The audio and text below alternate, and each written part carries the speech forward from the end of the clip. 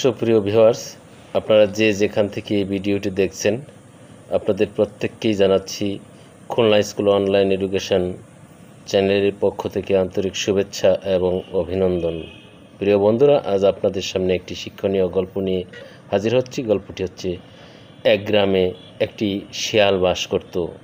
তো শিয়াল যেহেতু সবসময় চালাক চতুর একটি প্রাণী, সেই হিসাবে সে কিন্তু সারাদিন না বের হয়ে রাতের বেলায় বের হতো। তো একসময় শিয়ালের এমন এক অবস্থা হলো যে কয়েকদিন পর্যন্ত সে খেতে পারছিল না। না খেতে তার পেট একেবারে চুপসে গেছে এবং অনেকটাই কাহিল হয়ে পড়েছে। তার চলার মতো আর শক্তি পাচ্ছে না।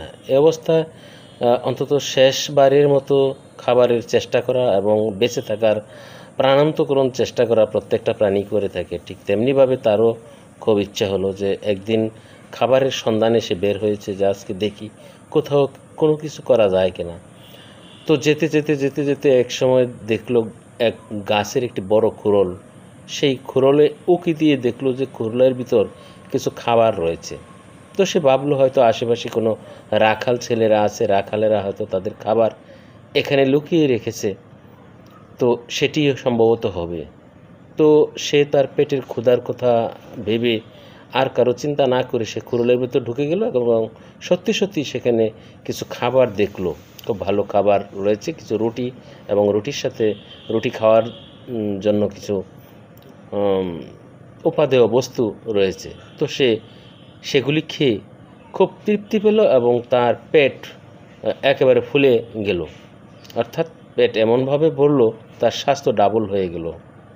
এখন যখন সে খাবার সেরে তৃপ্তি সহকারে সে আরাম আয়েসে খুব বসে আছে, তখন সে বের হয়ে আসার যখন চেষ্টা করছে, তখন সে আর বের হতে পারছে না। কারণ সে তো ঢুকেছিল একেবারে তার নাজেহাল সেই চুপসে যাওয়া শরীরটা নিয়ে। কিন্তু এখন সে খেয়ে দিয়ে সে মোটা তাজা হওয়ার ফলে তার পেট ভরে যাওয়ার ফলে তার শরীর একেবারে ডাবল হয়ে গিয়েছে। এখন সে আর সেই খুরল দিয়ে বের হতে পারছে না। তো এমনই সময় সে চিন্তা ভাবনা করতে লাগলো কিভাবে কি করা যায়। আসলে কোনো উপায়ও ছিল না। তো রাস্তা দিয়ে যাচ্ছিল তারই জাত ভাই আরেক শিয়াল। তখন তাকে সেই শিয়াল যখন এই গর্তের ভিতর খুরলের ভিতর এই শিয়ালের কুকরানো শব্দ শুনলো এবং এক কান্নাকাটির শব্দ শুনলো, তখন এসে দেখলো যে তারই জাত ভাই শিয়াল এখানে আটকে গিয়েছেন। জিজ্ঞেস করলো, ভাই তোমার কি হয়েছে? তো বললো, ভাই আমি তো কয়েকদিন যাবৎ না খেয়েছিলাম, আমি খাবার সন্ধানে বেরিয়েছিলাম, এখানে এসে খাবার দেখে আমি এই খুরলের ভিতর ঢুকে খাবার খেয়েছি, এখন তো বের হতে পারছি না।